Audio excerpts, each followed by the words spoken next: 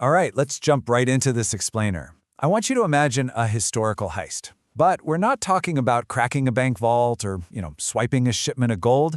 We're talking about stealing an entire nation. Today, we're unpacking a story where a multinational corporation literally managed to conquer a massive, unimaginably wealthy country. And honestly, the wildest part of the whole shebang? They didn't even do it with overwhelming military might. No brilliant battlefield tactics here. Nope, they pulled this off through shady backroom deals, espionage, and a grand conspiracy that absolutely changed the course of global history.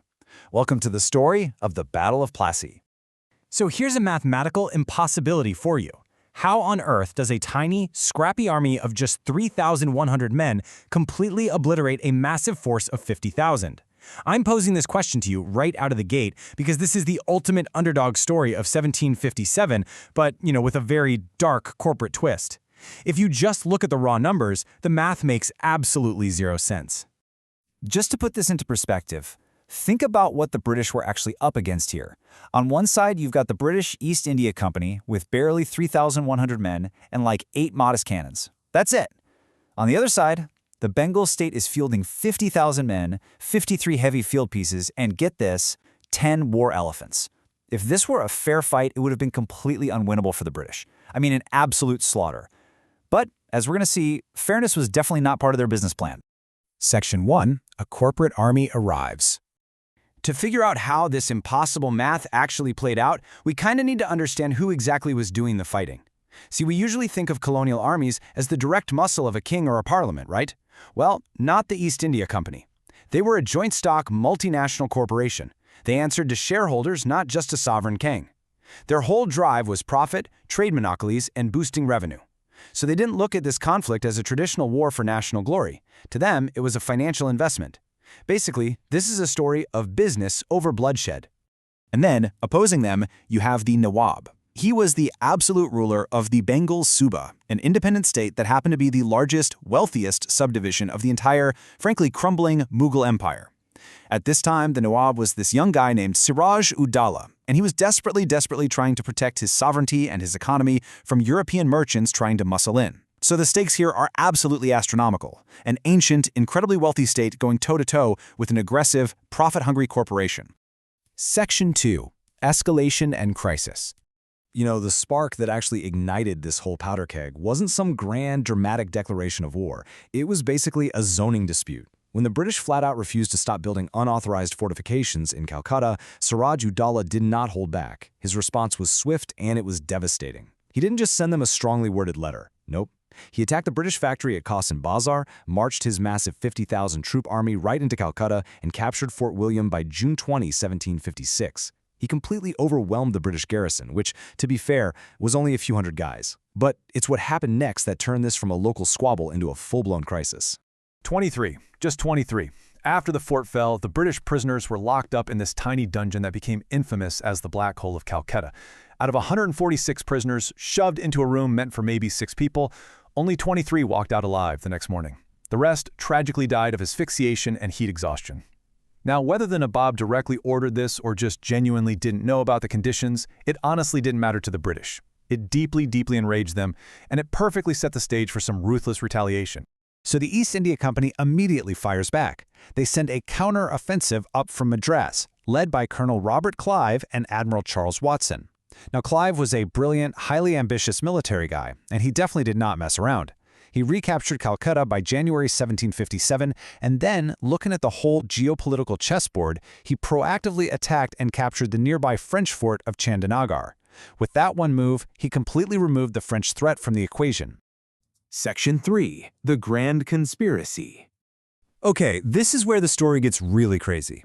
It shifts from a standard military campaign into a straight-up hostile corporate takeover entirely secured by insider betrayal. Because, get this, the battle was practically won before a single shot was ever fired. Clive looked out at the Nawab's 50,000 troops and immediately realized a fair military fight was a total gamble. So, knowing that the young Nawab was pretty widely disliked and feared by his own court because of his explosive temper, Clive decided to play dirty. He turned to espionage. To pull this off, Clive recruited a very specific elite group of insiders. The big fish was Mir Jafar, who was literally the Nawab's own army commander. Talk about an inside job, right? Then you had the Jagat Seths, who were these incredibly wealthy bankers, along with a few other generals and merchants like Omachund. Basically, these guys were all terrified of losing their wealth and status under Siraj-ud-Daulah. They were more than happy to sell them out to the British if it meant protecting their own assets. And you have to wrap your head around the money involved here. £4 million. That is the staggering, mind-blowing sum offered by the Jagat Seth bankers to the East India Company to make this coup happen. Adjusted for today's money, we're talking about hundreds of millions of pounds. This right here proves it wasn't a standard war. This was a massive, calculated financial transaction, a hostile takeover that was literally funded by venture capital.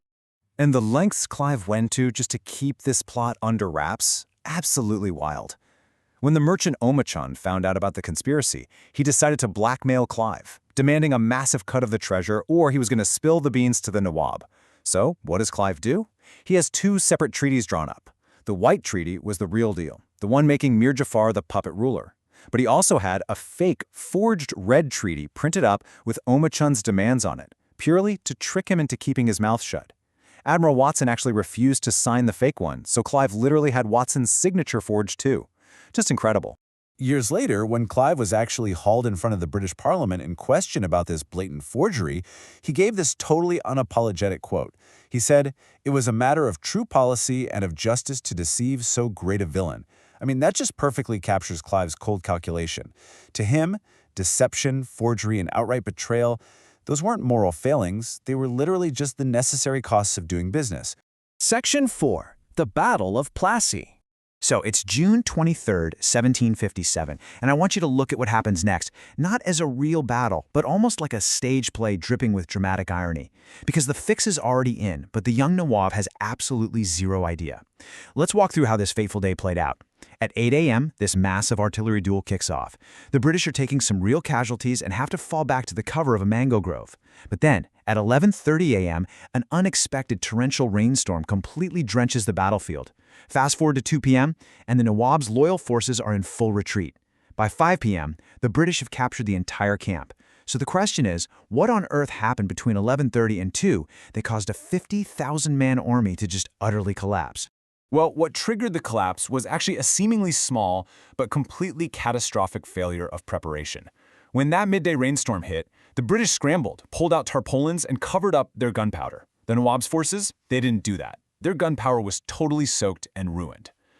Now, assuming the British guns were also useless, one of the Nawab's most loyal generals led a cavalry charge, only to be met by a devastating wall of British grape shot. He was killed instantly, and you can imagine massive panic began to ripple through the Nawab's tent. And then, the ultimate betrayal happens. The Nawab desperately orders his entire army to engage. A small sliver of his troops fought loyally, but the massive, massive bulk of that 50,000-man army, specifically the divisions controlled by Mir Jafar and the other conspirators, they literally stood perfectly still, like they flat out refused to fight. When the Nawab looked out and realized he had been completely sold out by his own commanders, he hopped on a camel and actually fled his own battlefield. Just look at these impossibly low casualty numbers for what was supposed to be this epic clash of empires. The East India Company lost a mere 22 men killed. The Bengal state lost maybe 500. Honestly, this proves beyond a shadow of a doubt that Plassey was never a military slaughter. It was a pre-negotiated corporate political heist, plain and simple. Section 5. Birth of British India. So the actual battle took maybe a few hours, but the aftermath? That fundamentally altered the trajectory of the entire globe.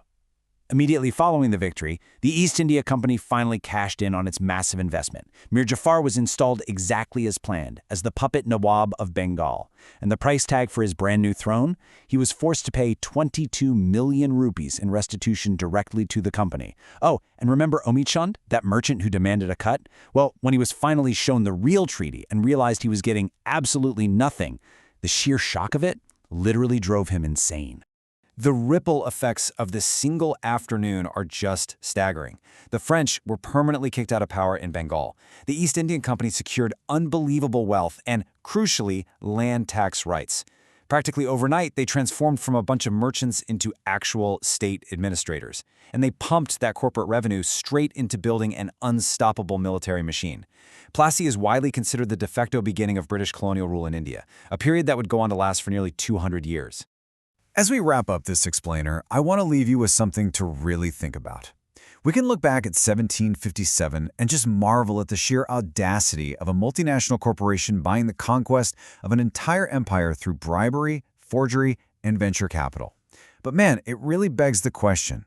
If a corporation had the power to execute a hostile takeover of an entire nation way back then, what are the true limits of corporate power today? Think about that. Thank you so much for joining me on this explainer, and as always, keep questioning the history behind the headlines.